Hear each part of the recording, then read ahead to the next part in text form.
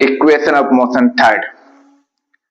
आज हम integration method से इक्वेशन ऑफ मोशन थर्ड को डेरिवेशन सॉल्व करना सीखेंगे। इससे पहले की वीडियो में आपने इक्वेशन ऑफ मोशन फर्स्ट और इक्वेशन ऑफ मोशन सेकंड आपने इंटीग्रेशन मेथड से भी सीख लिया था।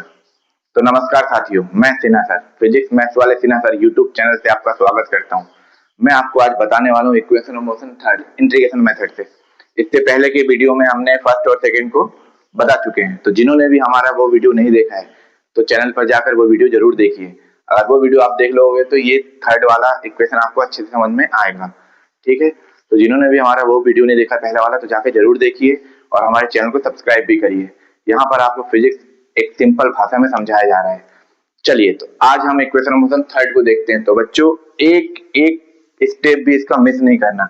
हर स्टेप में नया ट्विस्ट रहता है, मजेदार चीजें रहती हैं और हर जो इसका स्टेप है वो बिल्कुल ही आसान नहीं है और कठिन भी नहीं है, समझने के बाद कठिन नहीं है। ठीक है, और दूसरा एग्जाम के लिए बहुत जरूरी मेथड है ये।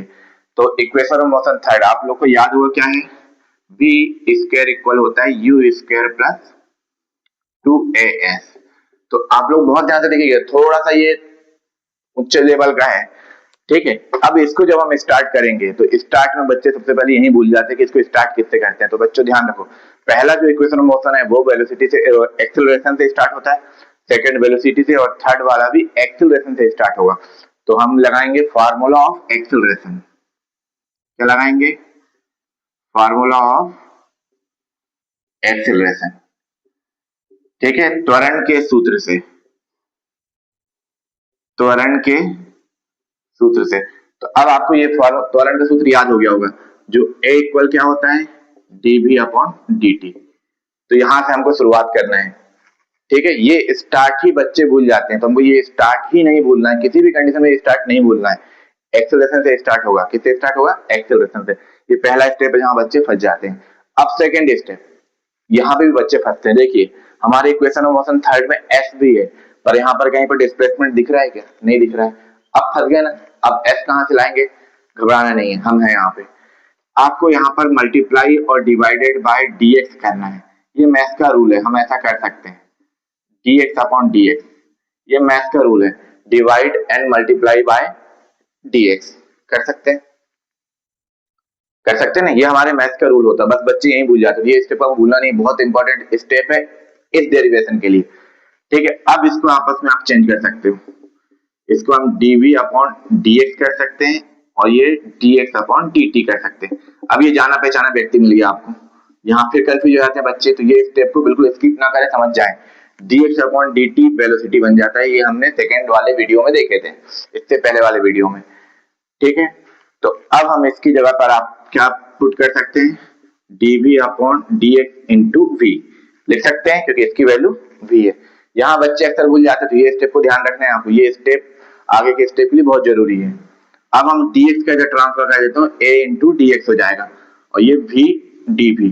यहाँ पर भी बच्चे एक गलती करते हैं बहुत बड़ी, वो गलती ये होती है कि v का मल्टीप्लाई करके v स्क्वायर लिख देते हैं।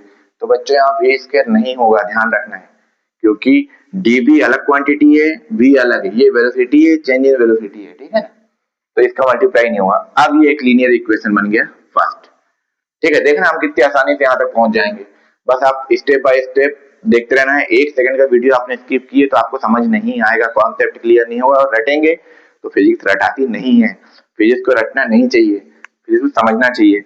अब यहाँ पे पहुंच गए तो बहुत सारे बच्चों जिन्होंने हमारा पहले वीडियो देखे होंगे वो समझ जाएंगे कि इक्वेशन फर्स्ट बनने के बाद क्या करते हैं।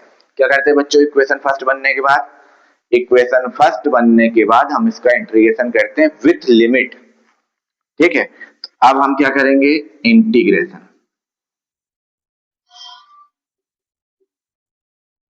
With limit. अब आपको लिमिट भी पता चल गया होगा। डिस्प्लेसमेंट है तो 0 टू s एंड वेलोसिटी है तो 0 टू नहीं, u टू v। आपको ध्यान रखना है, वेलोसिटी की लिमिट u टू v होती है। क्या होती है वेलोसिटी की limit? u to v, initial velocity to final velocity. ठीक है, प्रारंभिक वेग से अंतिम वेग, ये इसकी लिमिट होती है। तो बहुत ध्यान से आपको समझना है।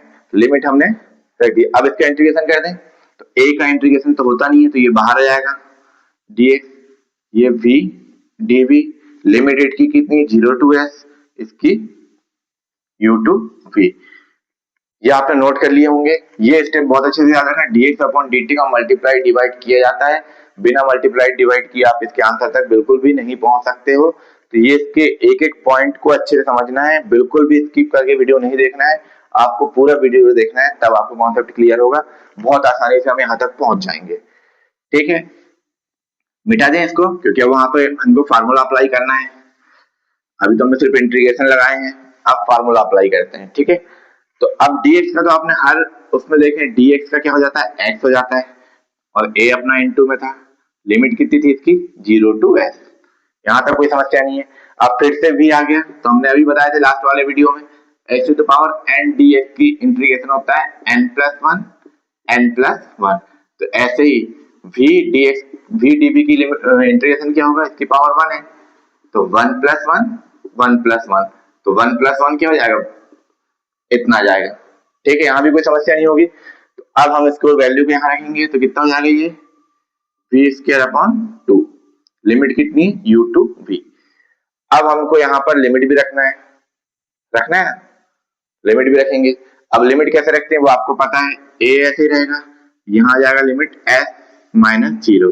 ये हमने आपको सिखा चुके हैं, लिमिट रखना सिखा चुके हैं ना। अब यहाँ भी लिमिट रखेंगे, यहाँ बच्चे फिर फंस जाते हैं कि सर अपॉन में 2 आ गया, अब कैसे लिमिट रख सकते हैं। तो बिल्कुल नहीं फंसना है बच्चों, देखो ध्यान से कैसे रखने हैं। पहले अपर लिमिट कितनी है, v स्क्वायर, तो बोलेंगे v तो पहले था, उससे कोई फर्क नहीं पड़ता, यहाँ जो है उसको सब्स्टिट्यूट करके ये रखना पड़ता है। ठीक है ना, फिर माइनस u स्क्वायर अपॉन 2। बहुत आसान है, रख दिए। पर यदि आप ये स्टेप मिस कर दोगे तो इसमें नंबर भी कट जाते हैं और आपका कॉन्सेप्ट भी क्लियर बिल्कुल भी नहीं होगा। ठीक है, अब यहां तक पहुंच गए, इसको हम मिटा देते हैं। अब आपको पता है क्या कर सकते हैं, हम s का मल्टीप्लाई करेंगे तो ये कितना हो जाएगा s। यहाँ आप एलसीएम ले सकते हो, तो एलसीएम कितना आएगा 2। एलसीएम लेना भी हमने पुराने वीडियो में आपको मैथ्स वाले में सिखाए हैं, तो आप जाके वहां देख सकते हो। अब यहाँ कितना आ जाएगा, v square minus u square. अब इसके बाद ये दिखने लगता है थोड़ा थोड़ा, क्योंकि हमने इतने बार इनको देख लिया कि अब ये याद हो गया है। तो अब यहाँ पर आप सबसे पहला काम क्या करोगे, 2 का ट्रांसफर कर दोगे, तो 2s हो गया, v square minus u square. ये भी इक्वेशन ऑफ मोशन थर्ड है, पर एक सही फॉर्म होता है, इसमें हमको लिखना पड़ता है, तो हमको उस फॉर्म में इसको भी जमाना पड़ेगा। ठीक है बच्चों, तो अब क्या कर सकते हैं, आप देखो ध्यान से। अब हम इसमें u का ट्रांसफर कर सकते हैं, तो u का ट्रांसफर करेंगे तो होगा u स्क्वायर प्लस 2as होगा। अच्छे ध्यान से देखो, आप दिख रहा है इक्वेशन ऑफ मोशन सेकंड जैसे थर्ड जैसे, बिल्कुल दिख रहा है। तो v स्क्वायर इक्वल कितना आ गया, u स्क्वायर प्लस 2as। कितनी आसानी से आ गया, बिल्कुल आसानी से आ गया है। इसमें कोई दिक्कत गई आपको, नहीं गई। बस जो थर्ड वाला इक्वेशन ऑफ मोशन है थोड़ा सा कॉम्प्लिकेटेड है, क्योंकि उसकी जो स्टार्ट होती है एक्सेलरेशन से होता है, पर उसमें dx का मल्टीप्लाई डिवाइड करना पड़ता है। अगर आप वो नहीं करोगे तो फिर आगे नहीं बनेगा। तो ये वीडियो आप जब भी देखोगे पूरा देखना, बिना स्किप किए देखना, तब आपका इक्वेशन ऑफ मोशन थर्ड आपका क्लियर होगा। ठीक है बच्चों, तो हमने अब यहाँ पर 2 मेथड से इक्वेशन ऑफ मोशन सीख चुके हैं। हमारे पुराने वीडियो को आप देखते रहिएगा, पहले वाले में हमने equation of motion simple method सीखे थे, जो मैथमेटिकल मेथड होता है, जो ज्यादा यूज होता है, जो बच्चे ज्यादा यूज करते हैं। लेकिन इंटीग्रेशन मेथड सेकंड होता है, थोड़ा स्टैंडर्ड होता है। तो इक्वेशन ऑफ मोशन हमने सीख लिए दो मेथड से। ठीक है, एक सिंपल मेथड से, एक इंटीग्रेशन मेथड से। और इक्वेशन ऑफ मोशन आपको तीनों याद हो गए होंगे। एक होता है v equal u plus at, second होता है s equal ut plus 1/2 at square, और थर्ड होता है v square equal u square plus 2s। ये तीनों आप लोग को याद होने चाहिए, खासकर 11th वाले कैसे होते हैं, हम 11वीं भर में याद करते हैं, 12वीं में जरूरत नहीं पड़ेगी, 12th में इसकी जरूरत साइंस वालों को हमेशा रहती है। ठीक है, तो इसको आप कभी नहीं भूलना। तो हमने आप 2 मेथड से आपको इक्वेशन ऑफ मोशन सॉल्व करना सिखा दिए हैं, और आप लोगों को शायद समझ में भी आ गया होगा दोनों मेथड से। तो जिनको भी ये समझ आ गया वो कमेंट में जरूर लिखना कि सर हमको दोनों मेथड से बनने लगा है। एग्जाम में कोई एक ही मेथड आता है। ठीक है, अब इसका एक थर्ड मेथड भी है, जो ग्राफ मेथड है, वो भी हम बताएंगे आपको नेक्स्ट वीडियो में। हम ग्राफ मेथड से इक्वेशन ऑफ मोशन फर्स्ट, फिर सेकंड, फिर थर्ड, तीनों को स्टेप बाय स्टेप समझाएंगे, बहुत अच्छे से आपको समझ में आएगा। पर उससे पहले आपको ये दोनों मेथड से तीनों इक्वेशन को सॉल्व करते हैं बनना चाहिए, और कमेंट में जाके जरूर लिखिएगा सर हमने कर लिए, डन।